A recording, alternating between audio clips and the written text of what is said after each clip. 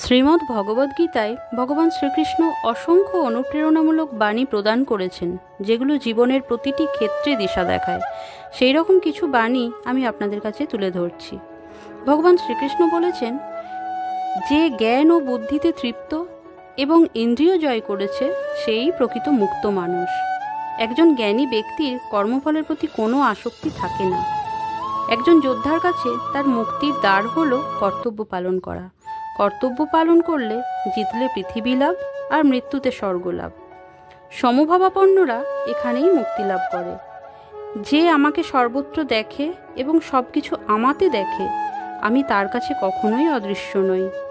একজন মানুষ তখনই শান্তি লাভ করতে পারে যখন সে দ্বন্দ্বমুক্ত ও আসক্তিহীন হয়। প্রকৃত যোগী তো সে, যে দুঃখে অস্থির হয় না এবং সুখে আসক্ত হয়ে পড়ে না। তৃষ্ণা আর আসক্তিই হলো দুঃখের কারণ। ধ্যানেই ঈশ্বরকে উপলব্ধি করা যায়। শুদ্ধ চিত্তই ব্রহ্মপ্রাপ্তির পথ। যে নির্লিপ্ত, সে অসংখ্য কাজ করেও বাধা পড়ে না। যে সব কিছু সমভাবে দেখে, সেই প্রকৃত দর্শন করে। ভক্তিই হলো ঈশ্বর প্রাপ্তির প্রকৃত মাধ্যম। হরে কৃষ্ণ। রাধে রাধে।